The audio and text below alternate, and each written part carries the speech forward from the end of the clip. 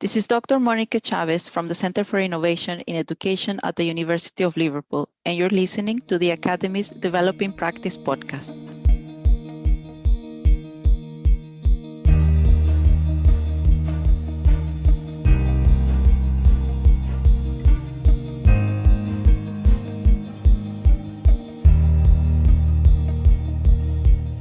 Hello, in this episode, myself, Alex Owen, academic developer, and Matt Davis, organisational developer, sat down with Dr Monica Chavez, educational developer for the Centre for Innovation in Education at the University of Liverpool. We discussed how Monica created a model for digital communities of practice and then rolled it out using Microsoft Teams. We hope you enjoy. Well, Monica, we're really pleased to be speaking to you today. It's been great to get to know you over the last couple of months and hear about some of your work that you've been doing to support colleagues with the move to online working through the use of Teams. But before we hear more about that, could we start by you telling us a little bit about your professional background and the role that you're in today? Okay, thank you. Thank you so much for having me. It's really exciting to be here. Right. I introduce myself as a retired applied linguist because in my former life, I was an applied linguist. I have a PhD from the School of English from the University of Liverpool. I graduated 2011. And then I had a background in teaching languages for a few years, yes, I would say. So I taught in Mexico and in Hong Kong and fully online for a few years as well.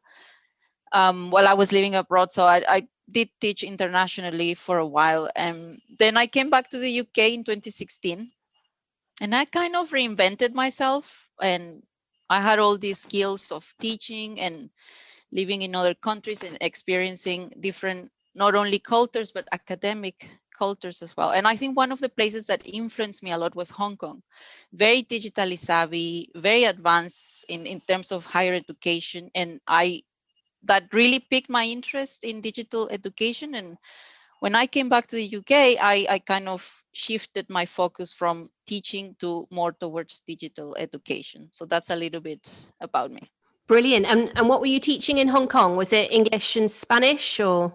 I was teaching English in the English Language Center.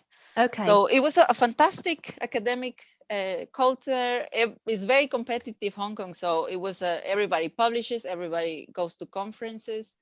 So you really had to step up in your own and grow a lot. And I think out there I was pushed. This was 2012, and right. I was pushed into developing my skills, my digital skills, digital capabilities. That's why I'm a firm believer that anybody can become great in their teaching practice online and digital tools. So yeah, I really enjoyed that living there for 2 years and a half. So it was the Hong Kong Polytechnic University. Brilliant. And what was it specifically about your experience in Hong Kong that really struck you in terms of innovation to do with technology? Was it their use of their VLE? What were they doing that really stood out? So the VLE was really well used. Everybody was using it, and I think it was really good practice of how to use it. It wasn't just a repository. I think most academics and my colleagues within the Language Center as well, they would be really using the different functionalities in different ways to engage students. They would follow the metrics, the learner analytics, and I'm talking about 2012, before and learner analytics became so trendy, right? Sure. And different ways of using it, and not only the VLE, but it was really an ecosystem of tools that people were using in their teaching. So that's one thing, and also publishing about findings, about implementing new things, and that really, I was very in awe of all this professionalism and innovative practices.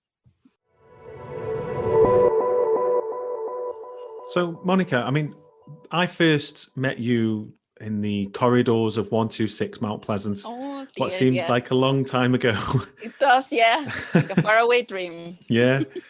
I remember wondering, I mean, as I do, as I walk past many people on campus, I'm wondering, what is their role and what do they get up to? But then I really sort of started to understand that at the beginning of the pandemic, when we weren't on campus anymore, because I would see a lot of communications from you that were coming through the Microsoft Teams Champions initiative. And that really did become a community of practice quite quickly. It was really pleasing to see, actually, from a different team in the university, to see that growing. So can you tell us why that happened and why you decided to launch that innovation? Sure. Okay, so the Champions Program Roadmap, which is a document I'm very happy to share with everybody, I'm going to add it in the resources, documents the process. So every time we think that a success is linear, but it's not. It was full of failure and full of accidents. And I had a vision of where I wanted to go. I just didn't know exactly how I was going to get there. So you will see in the link that it was 4 months of training. At the beginning, this space was just a training space for a selected group of champions, which they're from across faculties. And I used it as a space. We got training from Microsoft. The role of the program manager from Microsoft was key as well. And in this 4 months period of training, I used a lot of synchronous, asynchronous support. I had webinars for them organized, and I think that worked really well.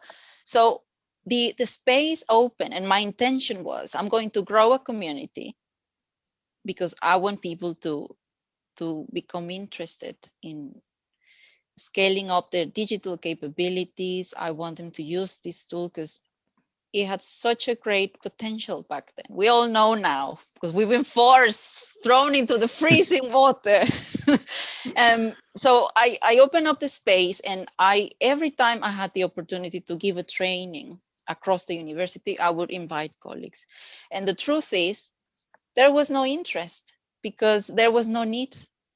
So I think the 3 elements for a successful community of practice would be something you're interested in, which I had, something people is interested in, which there wasn't an interest, and the allies. So I had the allies, and I had my super passion and interest in this tool. And it's not about the tool, but what you could do with it.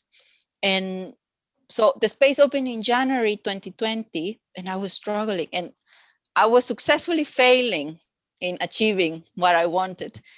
And then, of course, March came, the emergency period, and this is where the critical mass happened.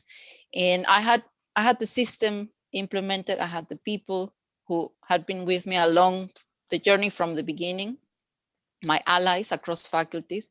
And that's when the space really started to grow. So it wasn't like, okay, I know what I wanted to do, but it didn't work. I did try different strategies, but it wasn't until people were conscious and there was a need.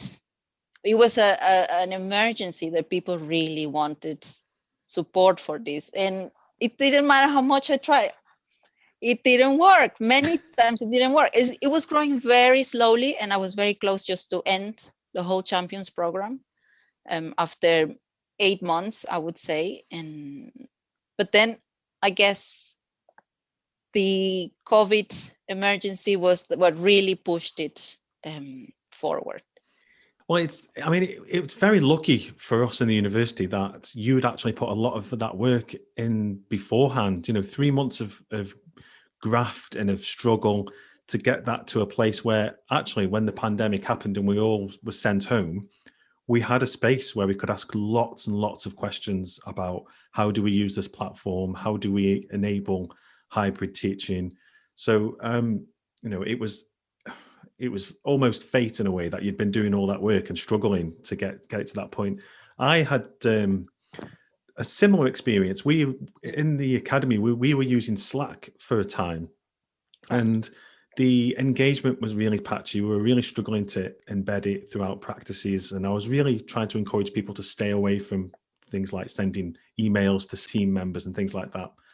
And then, when the pandemic happened and we moved to Teams, you had a big resource of things there that we could learn from and jump on. So it was, the timing was perfect for us. Yeah, I just put the seed, and nobody predicted what was going to happen. We didn't know 2020 was going to be such a miserable year and we were going to go home. But I had a lot of faith in what I was doing, and I had a lot of initiative and interest in really changing the way we deliver are teaching for our students. To me, that's the bottom line, because we have email now. At that time, this is how our students are going to communicate, and it happened. The future is now. And I kept telling people, this is what the students are going to face. They'll face dynamic collaborative environments. You can't just rely on a static VLE that is a repository, because that's not how people work anymore. And look, Sure. just things accelerated. The way we work accelerated with the pandemic. Absolutely. I mean, I was just going to reflect on my own personal situation. I remember when Teams was introduced to us, probably by Matt, I can't remember. And I was like, oh my gosh, another WhatsApp. Like, it's just going to bombard me all day long, like the WhatsApps do. And then you're right, we all moved home because of the pandemic. And it's been a lifesaver for me in terms of, just being able to continue to engage with my colleagues. As you know, I lead the Ultra program, and we've moved all of the panels asynchronously onto Teams channels. I've been involved in leading conferences that we've run through Teams, and it's just been such a brilliant platform to do that. But I have to say, your Microsoft Teams Champions has been a massive lifesaver for us, because it's been that community of people, which is what you're describing, where we've been able to go with the silly questions, with the little questions, with the big questions. It's been great to have that resource to draw from. So in terms of the impact that your innovation has had, have you been able to monitor any of that impact? I mean, I can tell you personally that it really has saved many of the projects that I've been involved in. But have you started to kind of monitor some of the impact that you're having with your innovation? Yes. So there are two ways, formally and informally. Every 6 months or every year, I have roundtables or community forums in which I collect feedback around how the space needs to be managed and how it needs to be developed. One of the biggest impact is that the champions model, which is community of practice, peer coaching, because at the end, one of the key factors is the peer coaching. And I'll go back to that in a minute. Community of practice, peer coaching, and champions roles. Is that this has been used internationally. The center, CIE has won a bid to give consultancy to the British Council to support Peruvian universities. So the model was part of the bid, and we succeeded when we applied. And part of the model was to create a community of practice following that model, because we had leaders. In this case, they weren't called champions; they were called leaders. Support them, train them similarly to what was done in the champions community, and they in turn, their job is going to give this knowledge, this kind of exclusive training they got about teaching online, how to teach online.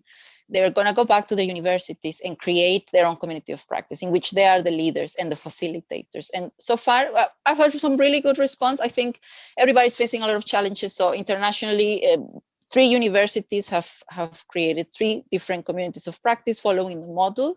To me, it's a massive kind of evidence of the impact of this. And informally, I am observant of the community. So I observe the interactions between the members day in and day out. So to me, it's about the value.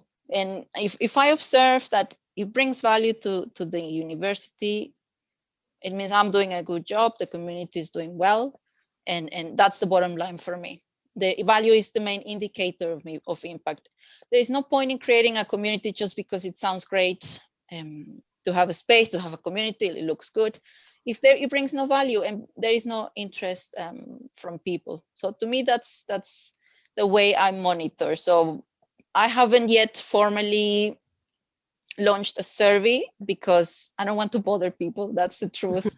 I'm very conscious. Everybody's so busy. I think at some point I might do it, measure it more formally, this value.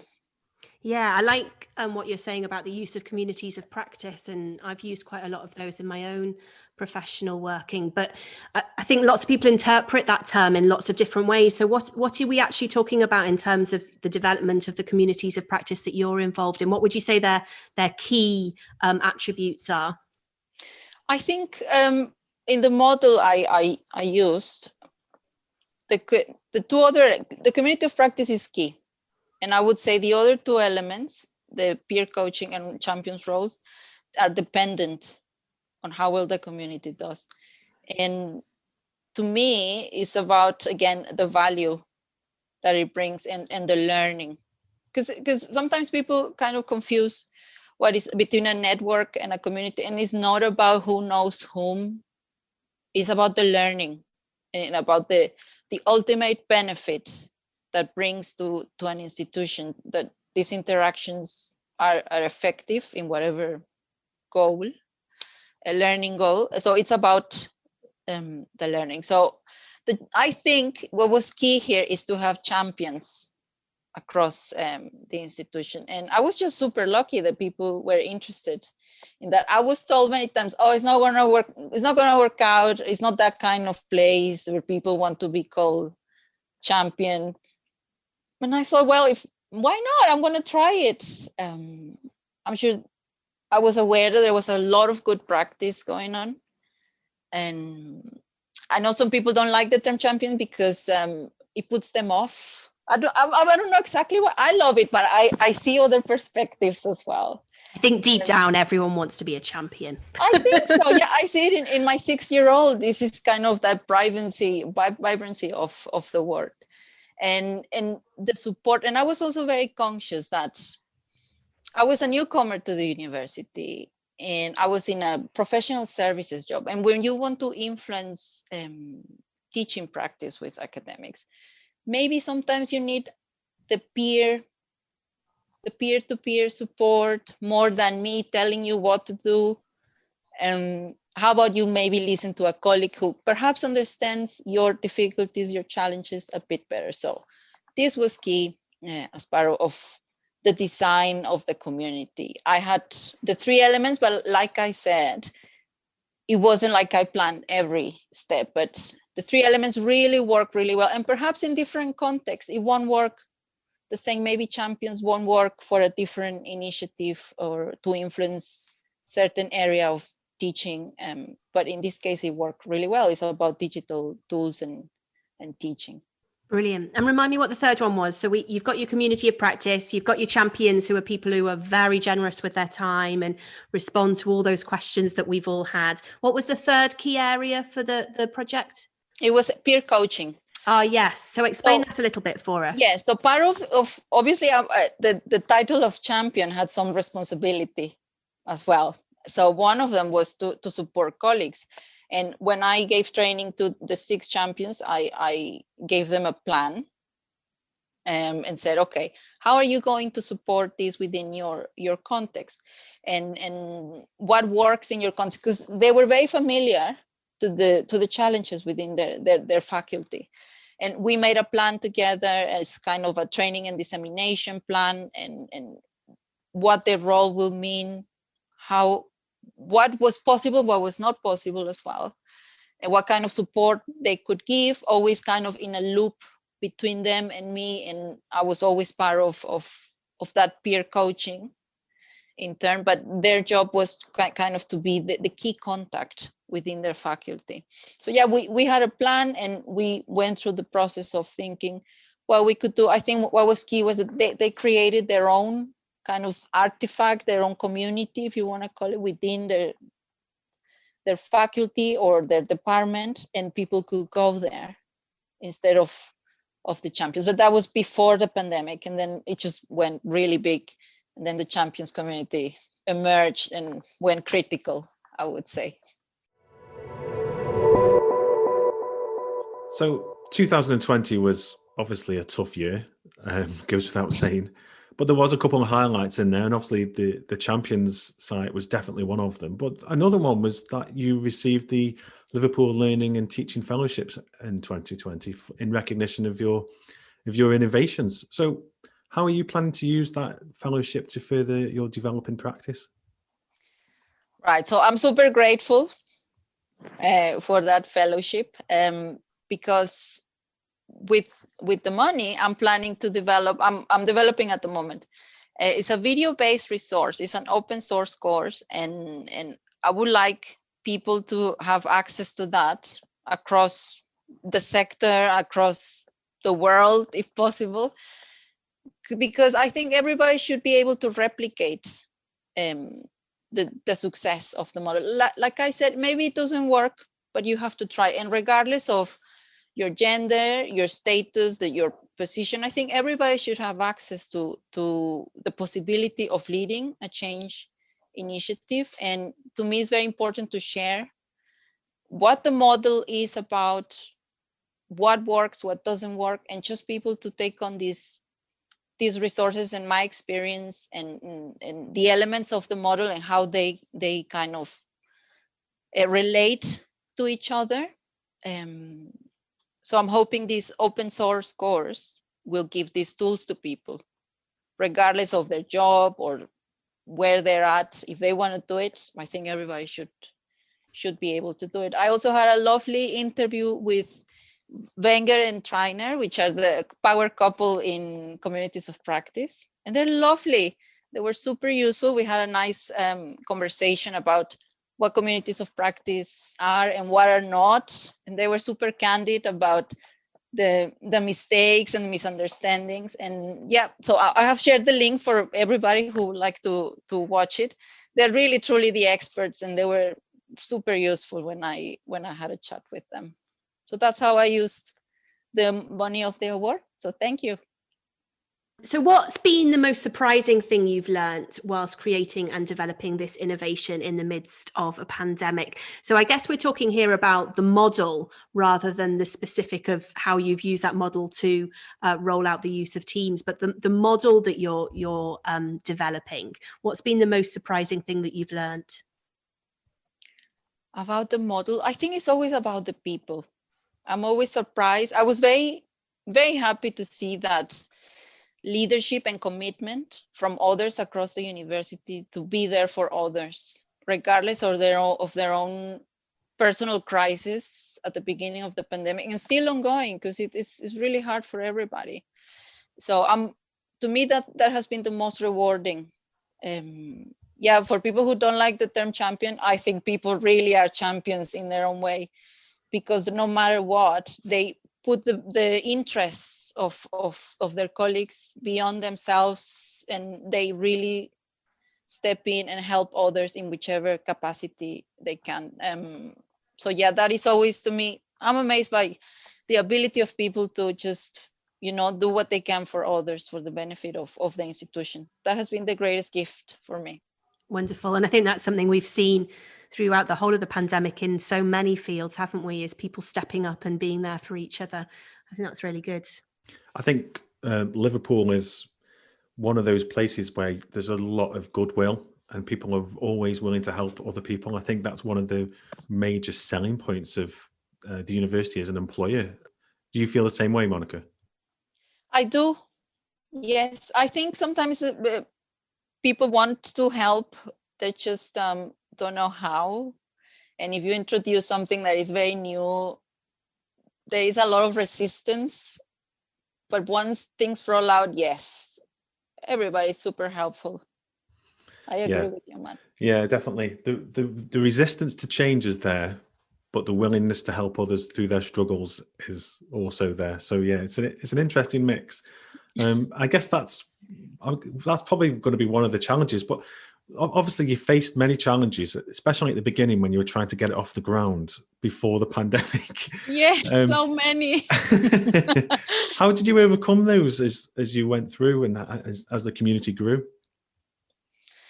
Okay, well, where should I start? Because I was new to the university, even though I graduated from the School of English.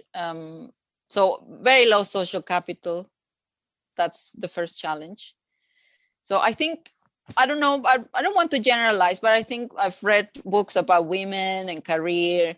And I think often the mistake women make is to really try to focus too much on the skill and learn every detail about the job. And they don't focus very much on people, on creating those relationships with people. So I was very conscious. Normally I'm a very confident person, and I knew I had the skills, but I was new to the university, and I knew I needed to create allyships. So that was my first challenge. I guess what I was trying to do is leading change. And if you're new and you have certain status or lack of status, which is more accurate, just people don't listen to you.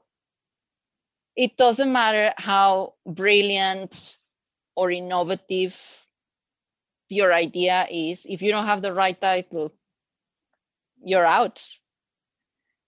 So you have to rely on the social capital, on the other voices of people, and bring collaboration and allyship into your work, and just trust that people are really into the same thing. They have you have an aligned vision with people, and you care about the same thing. So leading a change initiative as a newcomer, I think, is super challenging. And because I truly care, and people know me, I'm a pain, but it's because I care. And obviously in technology adoption, there is another added challenge, because in all honesty, too many digital tools, so many competing priorities. We're a research university, Russell Group, and then you have your teaching, and then you have a new VLE, and then there is this lady coming with Microsoft Teams. Get out of here. I mean, it's the truth. That was a challenge. Technology adoption is super challenging. The research shows lack of time, competing priorities, lack of support. These are the top. There are other reasons why people don't try new things. So when I thought, okay, let's develop this model, I got the peers, I got the champions. What could work to kind of support and overcome these challenges is a community, because it brings together time. You don't have time for training. Okay, there is a community that could support you anytime you want. You go, you seek support from your colleagues, and somebody is going to reply. Somebody knows the answer. Lack of support, the support is there. We offer webinars, we offer the daily interactions, almost Q&A, drop-ins. The support is there. So I kind of thought, okay, I know I'm conscious of the barriers. How can we overcome them? So I think a community is a good option. I'm not saying it's the solution for every problem or knowledge sharing initiative or change initiative, but it is a good option if you think about certain challenges. That's really interesting. I think I can relate to a lot of that. When I came into university, I came in from a different sector, and I had ideas and thoughts about how to improve various things. But yeah, similar. I mean, I didn't have the social capital in the same way. So I think some of my stuff was ignored, but it's building up over time. And I've still got plenty of ideas and things to give. But yeah, it's very difficult when you first start, especially, I mean, I don't envy you. Try to bring in about a massive change initiative, and then you were faced with the pandemic as well. But as it turns out, that actually ended up being a help rather than a hindrance. I saw some messages recently, because I'm still quite active. I'm a bit of a lurker on the, I'll admit it, on the champion site.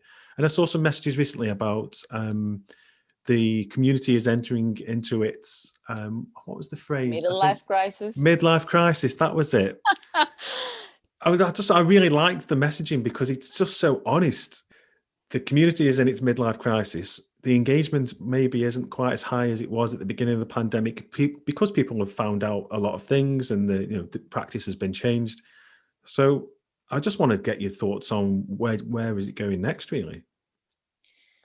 I guess I have a vision for it, that it will be about teaching and learning and becoming better at it. To me, that beyond digital or online teaching and learning, to me, is about just teaching and learning, and the interest of our colleagues to get better at it. To me, that would be the ultimate vision. But, that's why it's so important, at least as a facilitator, I like to bring people in and have these community forums, because I might be completely wrong. Maybe I'm deluded. Maybe I have no idea of the realities. So I like to regularly check in. In the most recent one, people said, well, there is still a need. you think people have gotten to grips with Microsoft Teams or with Zoom or with Canvas, and no, we still need a lot of support. At least that is what I was told. And in my mind, I was like, yep, everybody knows what they're doing now, and we are super skilled. So the long-term vision is to become a space for the sharing of resources, sharing of practice, and just keep asking questions. And in all honesty, come and say, I have no idea how to do this assessment when using this tool, or something around active online learning or online learning only. To me, that is the ultimate purpose of such space, that people exchange their teaching practices. But like you said, at the moment, it's a challenging time for everybody, and I feel the interactions have decreased. And also when the facilitator is away, which I was for a while because I was working very heavily on another project, it kind of dies out, and you need people who are going to be feeding the community as well, and kind of bringing that energy, I would say, into it. So in the last forum, we realized that there was still a need, and I'm very open to suggestions. It's not that things cannot change. It's important to remain flexible, I think. But what do you think? Well, I want your opinion. I would like to know what you think about it. I think you're right. I think there are people who still definitely need a lot of support. But there is also a great deal of people who may feel that they've got what they need from these products. But I think there's a big gap there in terms of mastery. We haven't mastered everything. We're still using Teams and Zoom in the obvious ways. And I do think there's some really big opportunities to explore the third-party add-ins, the apps, the AI elements. There's a lot that we can tap into, definitely. And I guess that's where the Champions site really, really does sit, because it will help people to get on board, but it also helps people to master these things. So I'm looking forward to its older age once it gets past this dodgy midlife crisis. I think it's okay to have such crisis, because it gives its shape and its identity. And I think it's important to be honest.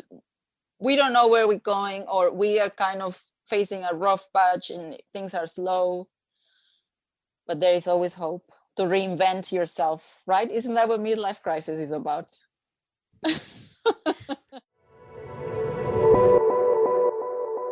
Well, what I've loved about that conversation, Monica, is just getting to know you a bit more. And what's really coming across through what you're saying is that you are a highly reflective person. And in terms of what you said about your reflections on your social capital and your standing in the university, but actually then you've kind of taken that into account, and you've developed this highly influential model as a result of that. Like, in terms of those barriers that you faced, did you strategically reflect on them and then develop your model as a result, or has that just been organic? I guess it is a mix of both, right? I did start with the idea of a champions program, and I knew what champions would mean. I do reflect a lot, and I can be very stubborn and very passionate, because I have a set of values, of professional values, and I'm conscious not everybody is going to align to my values, and that's fine. And I think I do listen to other people. I'm open to what they have to say, and when things are not working out, I do seek for advice. So based on conversations, I think this has been the most powerful thing in this development of this model, the conversations I've had with not only with the champions, my 6 allies across faculties, but also colleagues from CIE, and also beyond. I always seek to bring people who maybe are not so familiar with my work, but maybe they have experience in similar initiatives, So I'm very humble. I don't have all the answers.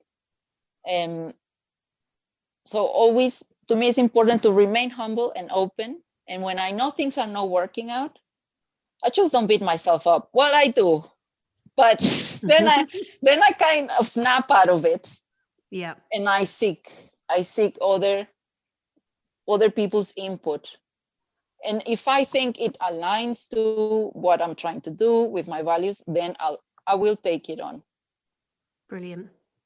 So it's a mix, because I had kind of a blueprint, and then from there you take it on, and you face things along the way, unexpected. It's like life itself. You don't know what's around the corner, and you become more and more resilient as you grow into it.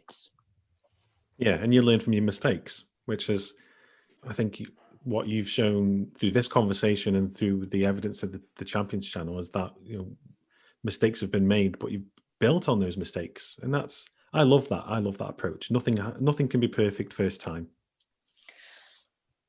I don't know if this is relevant, but I feel like I have to say it. And I was very lucky. It was a bit of luck as well, because I got the support of the program manager from Microsoft, Dominic Williamson.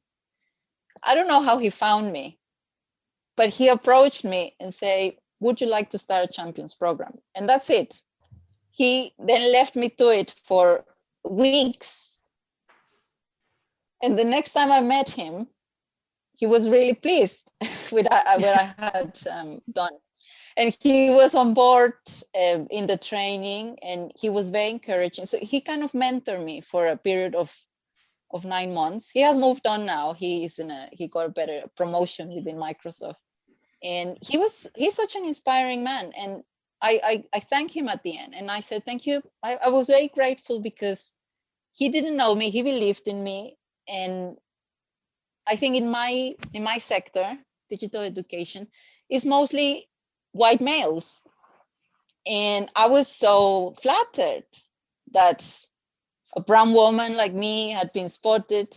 And he went through my CV in LinkedIn, and he said, well, I think you look like someone who could do the job. So do you want to do it? So he gave me that opportunity. And I will always be grateful for that. But he also left me to it. He gave me a lot of freedom to develop everything. He just said, okay, you're going to develop this. I'll come back and check in. So I don't know, maybe it was fate, but I'm really grateful for it. And I think he was conscious of the lack of diversity sometimes in the sector. We always see the same kind of faces leading things, at least in my sector, in digital education. And it was very refreshing. And I hope people find it refreshing that it's not the same type of profile who has achieved something like this. Monica, that conversation has been really interesting, and I know there's lots that I'm going to go away and think about in terms of my practice. We love to finish each podcast with 3 or 4 kind of take-home tips that the listeners can reflect on in terms of their own personal practice. So if you could leave us with a couple of tips, what would they be? Okay. I think the first one would be, please do not underestimate the importance of creating a sense of belonging by creating online communities, maybe beyond the professional or learning communities, also for our students. It's super important to create at the moment online communities for them. I think tapping into the collective will always be more powerful than going solo. So that's the first thing. Second is, if you have a wacky idea that everybody's telling you not to do it, to implementing your practice, just go for it. And remember to enlist your allies, those who align to your values, your professional values. And finally, always improve what you have created. Do not settle for whatever outcome. If you have had success, it's not about the success. I think it's about the product. So always focus on improving what you have created. And I said that listen to the voices around you, the people who want to support you, And especially those voices that perhaps have been marginalized because of their gender or their race or their status. It's really important what they have to say. So these are my top 3 tips. That's wonderful. That's really good. Love and them. Congratulations again on your Liverpool Thank you. Learning and Teaching Fellowship. It's great to be working with you this year as a fellow, and we're really pleased about that. And in our conversation, you mentioned some of your allies. I'm interested in knowing who those people are. My allies, so I would like to thank them. I'm going to go by faculty. From HSS is John Brindle and Clive Newton. HLS is Rob Treharn and Maria Limnu. And from Science and Engineering is Chris Edmonds. And my colleague, Tunde Varga Atkins. She is a superstar to me as well. So thank you. These have been with me from the beginning, and their input has been super useful. They are the champions, really. Wonderful. Thanks. Thank you, Monica. Thanks for your time.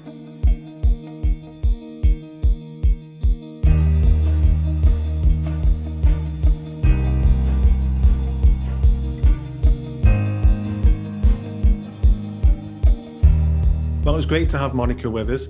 And I've got to say, I think we're really lucky to have someone as knowledgeable and as passionate about digital education as we do have with Monica.